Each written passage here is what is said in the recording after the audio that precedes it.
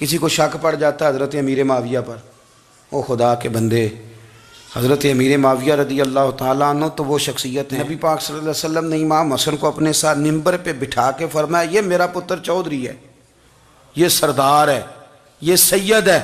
حضور کس طرح؟ فرمایا جب مسلمانوں کی دو جماعتیں لڑیں گی تو یہ صلح کرائے گا۔ تو وہ حضرت امیر معاویہ کی جماعت جس کے ساتھ حضرت امام حسن صلح کرے، تجھے کیوں نہیں قبول؟ بلا وجہ الجھتے ہو، بلا کہتے جی وہ یزید کے ابا جی تھے۔ تو نوح علیہ السلام کا بیٹا بھی تو کافر تھا نا، تو کافر کا باپ ہونے کا معنی یہ ہے کہ آپ الزام لگا دیں گے؟ عجیب آپ بات کرتے ہیں۔ قیامت میں کوئی کسی کا بوجھ، قرآن نے فیصلہ کر دیا ہے، کوئی کسی کا بوجھ، یزید اپنے معاملات کی جواب دے گا، اس کے گھر والے اس کی باتوں کا جواب۔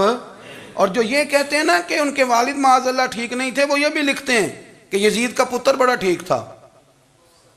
یزید کے بیٹا ہے جس کا نام معاویہ بن یزید ہے، یزید کے بعد لوگوں نے تخت پہ بٹھایا، 40 دن اس نے حکومت کی، اور لوگوں سے کہنے لگا کہ نہ میں اس کرسی کے قابل ہوں، نہ میرا باپ قابل تھا۔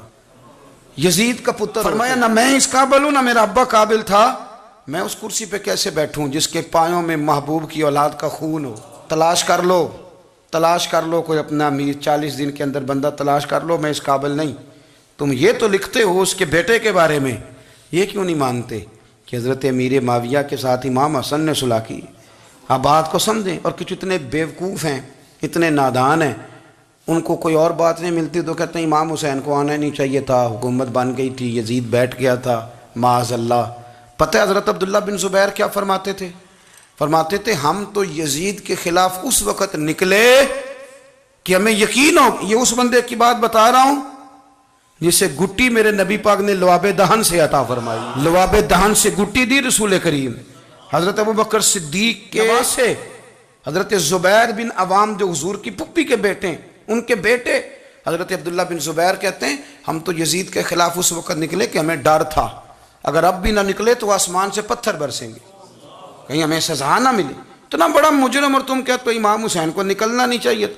تو خرابی ہوتی ہے میرے عزیز، خرابی ہوتی۔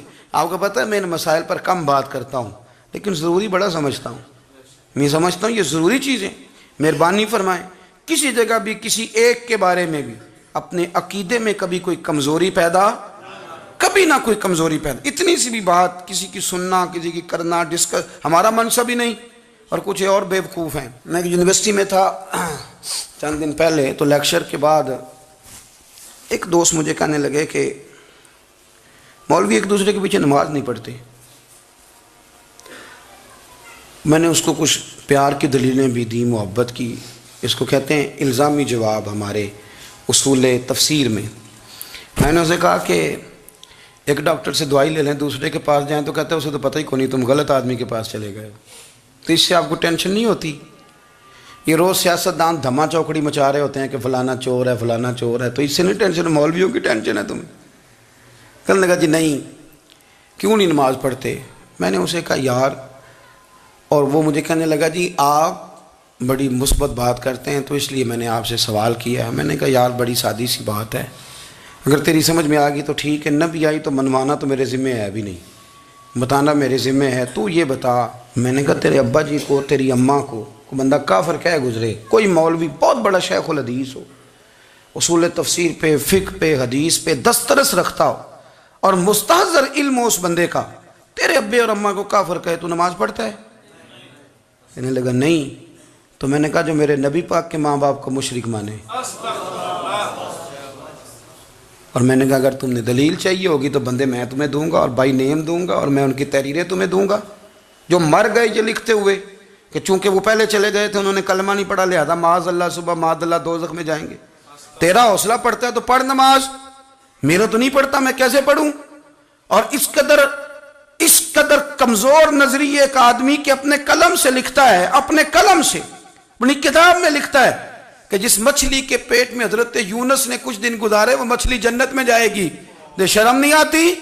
جس مچھلی کے پیٹ میں یونس چند دن رہے وہ جنت میں جائے گی، اور جس ماں کے پیٹ میں مدینے والے رسول 9 مہینے رہے، یہ حیا نہیں آتی تجھے بات کرتے؟ پھر بھی سمجھ نہ آئے تو ہم سے آ کے عقیدہ سن، ہو درود تجھ پہ بھی آمنہ، ہو درود تجھ پہ بھی، تیرے لال پر بھی سلام ہو، تیری گود کتنی عظیم ہے، تیری گود کتنی یار آپ مجھے دلیل دینا، میں آپ ہماری ساڑی تے باٹی کون نہیں تے سانجی کدے نال ہونی ہے، ہمارا کسی سے ذاتی رٹا ہی کوئی نہیں، آپ بات کو سمجھیں، لیکن تجھے کوئی اور چیز لکھنے کو ملی کوئی نہیں، تو نے قلم اٹھایا اور تو تکلیف دیتا ہے نبی پاک کو، تو وصیت والدین کو معاذ اللہ یہ لفظ کہہ کے گزر جاتا ہے۔ اور ان کے نام دیکھو، آمنہ، نام کیا ہے؟ آمنہ۔ آمنہ نام کافروں جیسا ہے، اور والد کا نام کیا ہے؟ سبحان اللہ۔ عبداللہ کا معنی یہ کافروں جیسا نام ہے، مات ماری ہے، اور کتابیں لکھی جا رہی ہیں اور سیرت لکھی جا رہی ہے اور دلیلیں دی جا رہی ہیں، لوگوں کو خیال ہی نہیں آتا، عجیب فلسفہ ہے۔ 4 اقوال ہمارے بزرگوں نے لکھے ہیں نبی پاک کے والدین کے بارے میں۔ سب سے پہلے امام سیوطی فرماتے ہیں رسول کریم علیہ السلام نے فرمایا کہ پوری دنیا میں جب کفر رہتا ہے تب بھی 10 لوگ اللہ کی توحید پر ہمیشہ قائم رہتے ہیں، یہ نہیں ہو سکتا کہ ساری دنیا کفر سے بھر جائے۔ فرماتے ہیں میرے محبوب کے والدین بھی ان 10 لوگوں میں شامل ہیں، حضور کے والدین بھی ان۔ اور دوسرا قول آپ فرماتے ہیں نبی پاک کے والدین زمانہ فطرت پہ تھے۔ زمانہ فطرت وہ زمانہ ہوتا ہے جس کے اندر نبی نہیں ہوتا، تو لوگ جس دین کو بہتر سمجھتے ہیں اللہ کی توحید کے ساتھ اس پر عمل کرتے ہیں تو ان پر کوئی مواخذہ۔ اور تیسری بات یہ کہ نبی پاک کے والدین حضرت ابراہیم کی ملت پر تھے، حضرت ابراہیم کے دین پر تھے، اور حضرت ابراہیم کا وہ دین ہے جس کو قرآن کہتا ہے کہ وہی دین ابراہیمی دین محمدی ہے صلی اللہ علیہ وسلم، وہی دین محمدی ہے۔